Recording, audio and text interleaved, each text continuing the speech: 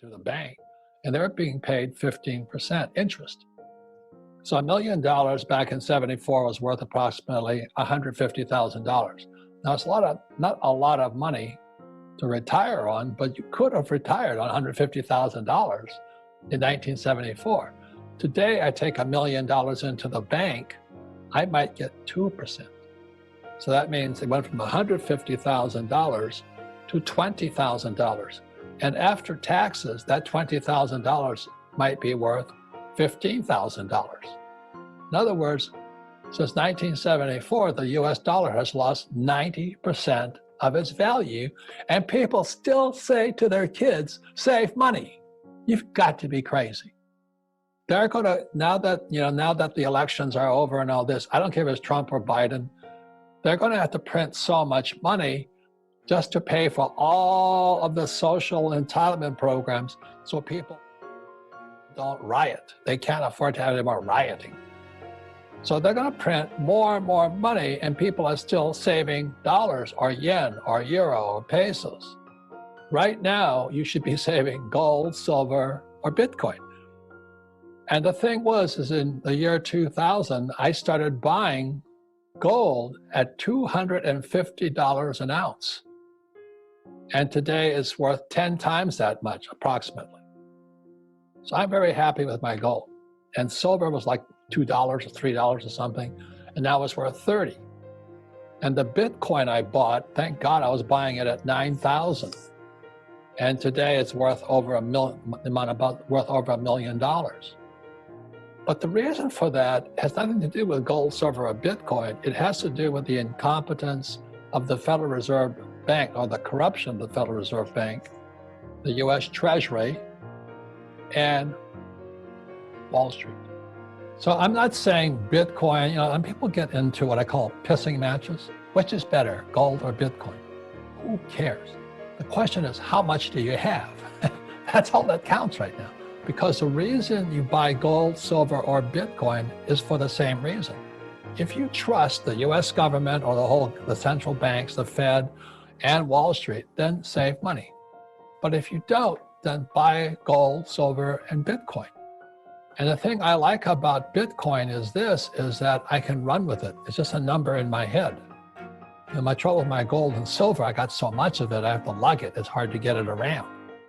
So when I started looking into Bitcoin, it was already starting to come up, so I started buying it around 9,000. And today I think it's around 15 or 16,000. I don't know what it is. I don't count that. I just count the number of coins I have. That's it. And I'm buying more. The reason I like gold, silver, and Bitcoin is this. The trouble with the US dollar, the more it drops in value, the more they print.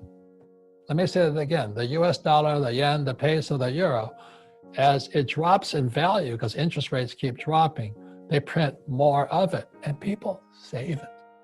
Talk about losers. Get it through your head. They're printing it.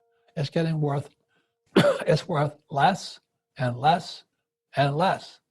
Whereas Bitcoin, the thing I like about it, excuse me, because the more valuable, more expensive Bitcoin gets, they print less of it. It's called a halving. So the price goes up, but the quantity comes down. And check the dollar out. The value of the dollar comes down, but they print more of it. Why would you save it? But it's the same with gold and silver. And the reason I endorse silver is because everybody can afford it. Today it costs you about $30 for a US silver eagle. I'm not saying it's going to make you rich, but if you have 20 million of them, you'll be rich. If you just kept saving silver, the way I kept saving gold, and now I'm saving Bitcoin, you don't have to go to college to save it. Just buy it, hide it. Buy it and hide it. You keep it out of the sight of the US government or your government. The people that bought gold, silver, or Bitcoin, let's say live in Argentina, you're so much richer today than a person who saved pesos. And it's the same as my friend in Australia. If you're saving the Aussie dollar, you're going to be crazy, or the Singapore dollar, or the Canadian dollar. So how many ounces, what percent, should you have 5%, 10%? To hell with the percentage. just get as much as you can, because when this COVID thing finally blows over, the problems are still around. Our national debt is so high. We have so many people on entitlement plans. Our pensions are about to go broke. The US government is broke. Our debt to GDP in America today is 130% debt to GDP.